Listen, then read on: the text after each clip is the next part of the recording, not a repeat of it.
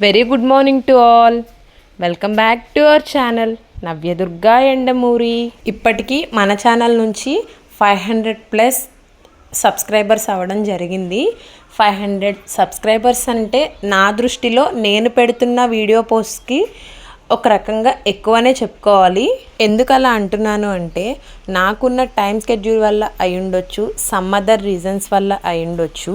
Particular point of వ్యూలో ఒక కంటెంట్ని మనం ఎంచుకోవడం, దాన్ని మనం కంటిన్యూషన్ చేయడం అనేది యూట్యూబ్లో అది ఒక పర్ఫెక్షన్ అనే చెప్పుకోవాలి. అలా పర్ఫెక్షన్ని మెయింటైన్ చేయలేకపోవడం, ఎవ్రీడే కన్సిస్టెంట్గా వీడియోస్ పెట్టలేకపోవడం, టైం చూసుకొని వీలుని బట్టి పెట్టిన కొద్దిపాటి వీడియోస్కి చిన్నపాటి ఇన్ఫర్మేటివ్ వీడియోస్ని ఏదో ఒక రకంగా ఆదరించడం, అభిమానించడం, ఆ 500+ సబ్స్క్రైబర్స్ నా నుంచి నా సబ్స్క్రైబర్స్గా నాకు నా ఛానల్కి రావడం అనేది నేను చాలా పెద్ద గిఫ్ట్ లాగానే భావిస్తున్నాను. ఎన్నెన్నో డిగ్రీలు చేసి, పీజీలు చేసి, ఎంబీఏలు చేసి, అంతకు మించిన ఎడ్యుకేషన్ పాయింట్ ఆఫ్ వ్యూలో హైక్లో ఉన్న వాళ్ళు కూడా బయటికి వెళ్ళి మేక్ చేయలేనిది ఇంట్లో ఉండి యూట్యూబ్ పాయింట్ ఆఫ్ వ్యూలో చాలామంది మేక్ చేస్తున్నారు. ఇంట్లోనే ఉంటూ, పిల్లల్ని చూసుకుంటూ, ఫ్యామిలీ చూసుకుంటూ, ఇంట్లో పనులు చేసుకుంటూ, వీలు చూసుకొని, టైంని అడ్జస్ట్ చేసుకుంటూ,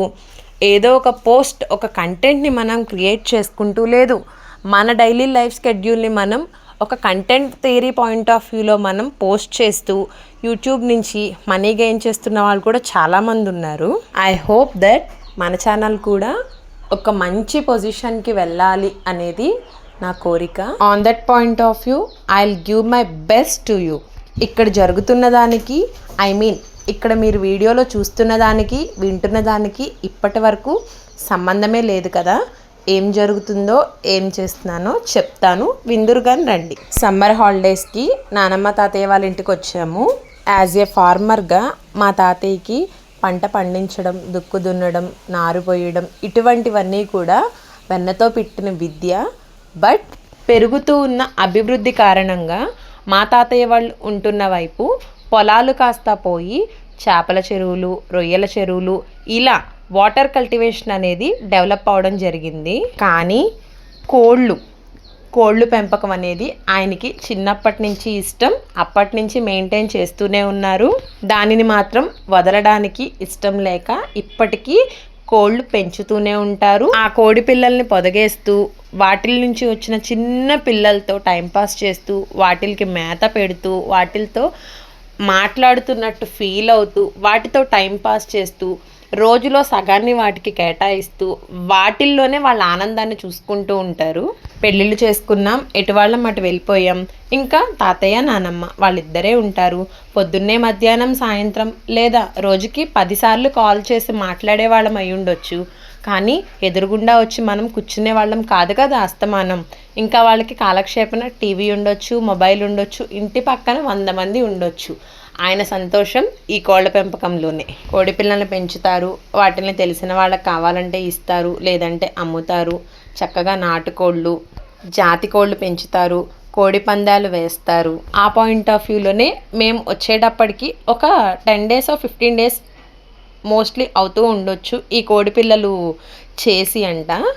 అయితే ఉన్న వాటిల్లో వేరే కోడి ఈ చిన్న చిన్న పిల్లలు 2 పిల్లల్ని పైన తొక్కడం వల్ల, నడుము మీద తొక్కడం వల్ల వాటికి నడుము దగ్గర ఉన్న బోన్ జారి కాళ్ళు మెలికలు పడిపోయి, మనకైతే బోన్ ఫ్రాక్చర్ అంటాం కదా, అలా జరిగింది.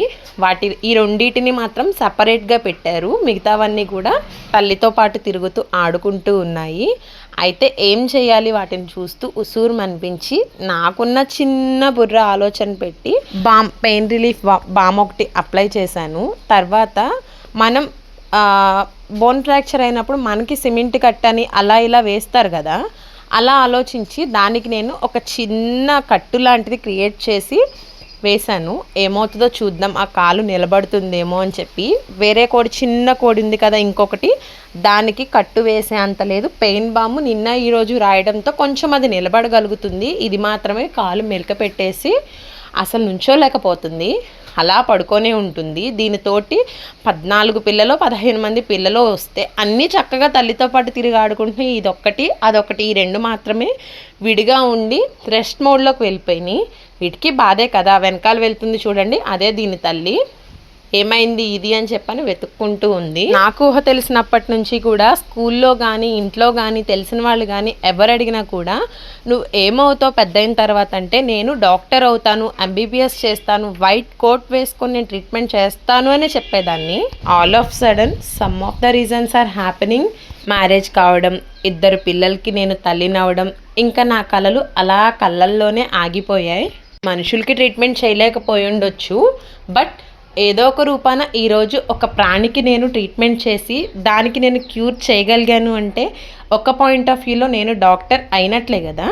వీడియో చూసిన వాళ్ళు మన ట్రీట్మెంట్ అండ్ మన కోడి పిల్లలు నచ్చినట్లయితే వీడియోని లైక్ చేసుకోండి, మన ఛానల్ని సబ్స్క్రైబ్ చేసి సపోర్ట్ చేయండి.